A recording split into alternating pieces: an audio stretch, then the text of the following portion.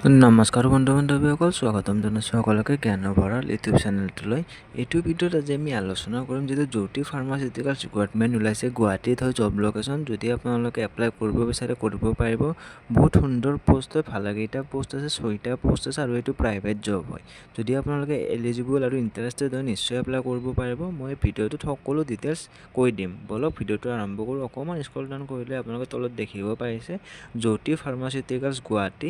Last date হৈছে 30 জানুৱাৰী। 30 জানুৱাৰীৰ আগতে আপোনালোকে এপ্লাই কৰিব লাগিব।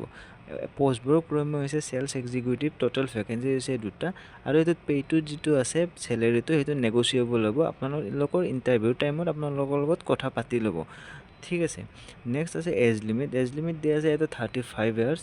এডুকেশ্যনেল কোৱালিফিকেশ্যন বিচাৰিছে যিকোনো ষ্ট্ৰীমৰ পৰা গ্ৰেজুৱেট হ'লে আপোনালোকে এই পোষ্টটোত এপ্লাই কৰিব পাৰিব আৰু minimum 2 years in sales and মাৰ্কেটিঙত। মেডিকেল ৰিলেটেড হ'লে আপোনালোকে প্ৰিফাৰেঞ্চটো আগতে পাব। তো এইখিনি আপোনালোকৰ এক্সপিৰিয়েঞ্চ বিচাৰিছে।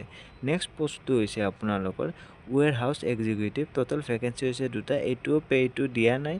আপোনালোকৰ এক্সপিৰিয়েঞ্চ অনুসৰি নতুবা আপোনালোকৰ ৰিকুৱাৰমেণ্ট অনুসৰি ইয়াতে চেলেৰিটো আপোনালোকৰ লগত আলোচনা কৰি ল'ব।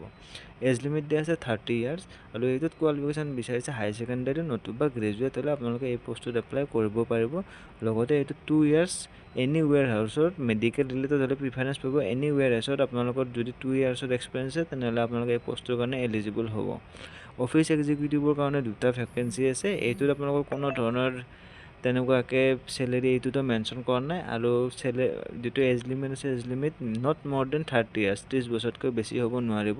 আৰু এইটোত যিকোনো ষ্ট্ৰীমৰ পৰা আপোনালোকে যদি গ্ৰেজুৱেট হয় তেনেহ'লে আপোনালোকে এই পোষ্টটোত এপ্লাই কৰিব পাৰিব। লগতে যদি graduate with HS science preferable, অৰ্থাৎ যদি হায়াৰ ছেকেণ্ডেৰীত আপোনালোকৰ ছায়েন্স আছে তেনেহ'লে এই পোষ্টটোৰ কাৰণে আপোনালোকে প্ৰিফাৰেঞ্চটো আগতীয়াকৈ পাব। ইয়াতে এক্সপিৰিয়েঞ্চ হৈছে minimum 1 year in computer, data entry, file maintenance এটচেট্ৰাত আপোনালোকৰ যদি কম্পিউটাৰ নলেজ আছে তেনেহ'লে এই পোষ্টটোত ধুনীয়াকৈ আপোনালোকে এপ্লাই কৰিব পাৰিব। এতিয়া এপ্লাই কেনেকৈ কৰিব? এয়া এপ্লাই কৰিবলৈ আপোনালোকে যিটো JHRINFO3 আছে সেইটোত আপোনালোকে ধুনীয়াকৈ কৰিব পাৰিব।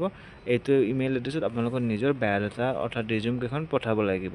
তো এনেদৰে এইটো প্ৰচেছত আপোনালোকে এপ্লাই কৰিব পাৰিব।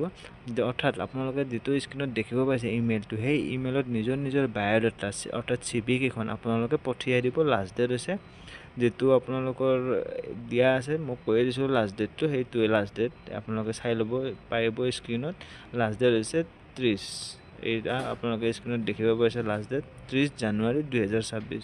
30 জানুৱাৰীৰ আগতে আপোনালোকে এপ্লাই কৰিব পাৰিব। তো এইখিনি আছিল ভিডিঅ'টো। যদি কিবা ডাউট থাকে কমেণ্ট বক্সত জনাব। ধন্যবাদ।